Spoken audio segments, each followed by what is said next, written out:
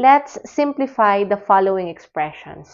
Number 1, 3a plus 4b plus 2a plus b. So, para ma-simplify ang expression na ito, i-combine natin ang mga like terms. Okay, we have 3a here at 2a. Ito ay mga like terms. So, 3a plus 2a. Okay, ang 4b at ang b ay mga like terms also. So, plus 4b plus b. 3a plus 2a, this is 5a. Okay, plus 4b plus b. Ang coefficient ng variable na b dito ay 1. So, 4 plus 1, it's 5. So, 5b. So, we have 5a plus 5b.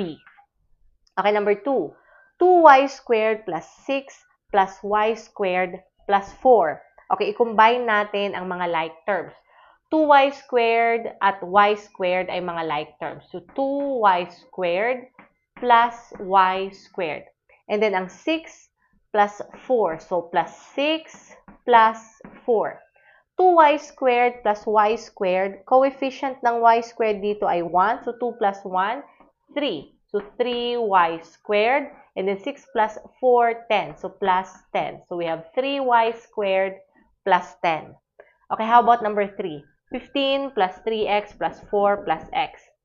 Okay, ang mga like terms ay 3x at x. So, we have 3x plus x, and then 15, okay, plus 15 plus 4.